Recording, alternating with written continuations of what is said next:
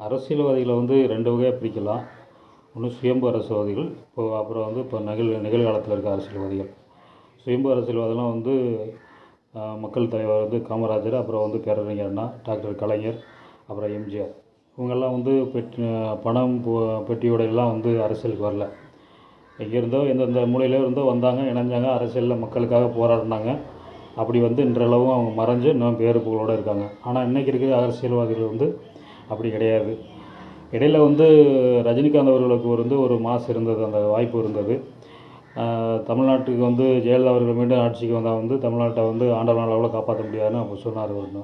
அந்த சமயத்தில் இருந்த மாசோ அல்லது வந்து ஜெயலலிதா அவர்களும் கலைஞர் அவர்களும் மாறி மாறி ஆட்சி செஞ்சுட்டு இருக்கும்போது ஒரு அரசியலில் ஒரு வெற்றிடம் இருக்க மாதிரி ஒரு தோற்றம் இருந்தது. அந்த சமயத்தில் என்ட்ரி கொடுத்த விஜயகாந்த் அவர்களுக்கு இருந்த மாசோ வந்து இப்போ புதுசாக அரசியல் பண்ணிக்கிற இவங்களுக்கெல்லாம் இருக்கான்னு சொல்ல முடியாது. குறிப்பாக வந்து அந்த நடுநிலையான அந்த மக்களுடைய ஆதரவு, அந்த மாஸ் வந்து இப்போ விஜய்க்கு வந்து ரசிகர்கள் ஆதரவு இருக்கலாம், ஆனால் நடுநிலையான மக்கள் ஆதரவு இருக்கா அன்றைக்கி இருந்த விஜயகாந்துக்கு ரஜினிகாந்துக்கு இருந்த மாதிரி அப்படிங்கிறது வந்து சந்தேகம்தான்.